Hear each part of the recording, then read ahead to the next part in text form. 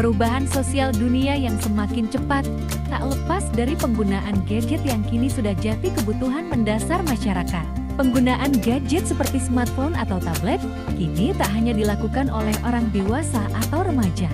Penggunaan smartphone juga lumrah ditemukan di kalangan anak-anak, baik anak di tingkat sekolah dasar, bahkan hingga balita.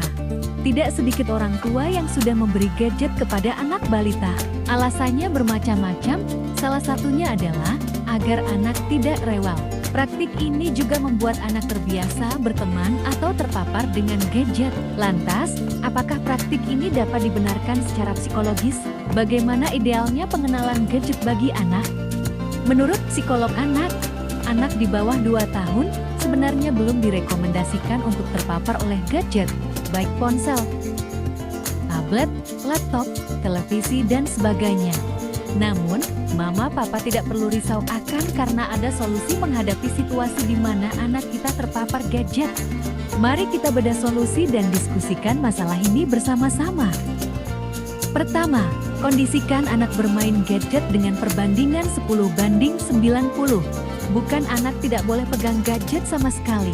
Bukan nggak boleh kenal ada teknologi. Cuma diperkenalkan, sebatas belajar pengenalan huruf, angka serta warna-warna, hewan dan sebagainya. Anak pada usia dini masih perlu stimulus terkait aspek sensori dengan aktivitas fisik. Bila anak di bawah 2 tahun sudah terpapar oleh gadget, akan ada banyak simulasi yang terlewat dan berpengaruh pada tumbuh kembang anak. Selama belajar dari konten yang dimuat dari gadget tersebut, anak juga harus dibimbing. Persentase pengenalan gadget ke anak sendiri hanya 10%, selebihnya 90% anak harus banyak berinteraksi dengan lingkungan nyata di sekitarnya. Misalnya bermain dengan keluarga atau di playground, dan sebagainya. Kedua, jadikan gadget sebagai sahabat meskipun harus berdurasi untuk menemukan bakat atau hobi buah hati Anda. Selain pemberlakuan durasi pada anak bermain gadget, sangat penting ketika anak bermain gadget dilakukan pendampingan guna memberikan arahan serta turut mengawasi anak agar tidak masuk pada konten dewasa. Pada saat pendampingan inilah, kita sebagai orang tua dapat mengetahui ketertarikan anak pada bakat atau hobi apa yang diminatinya. Sebagai contoh, bila anak perempuan biasanya senang melihat konten masak-memasak, atau anak laki-laki senang dengan konten game robot atau tokoh superhero.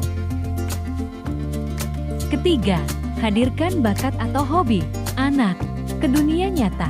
Setelah mengetahui bakat atau hobi yang diminati anak, kita sebagai orang tua sudah saatnya menghadirkan apa yang mereka minati ke dunia nyata. Anak perempuan yang hobi masak, mama bisa mengajak sang anak saat sedang memasak, meskipun hanya sekedar dengan peralatan masak mainan. Begitu juga dengan anak laki-laki yang hobi superhero, mama atau papa bisa mengajari anak untuk latihan mewarnai sang superhero idolanya. Dengan adanya kesibukan buah hati yang sesuai dengan minat bakat atau hobinya, sedikit demi sedikit bisa melupakan gadget yang biasa digunakannya. Bila hal ini bisa terjadi, maka tercapai pula tujuan kita untuk menyelamatkan buah hati kita dari paparan gadget.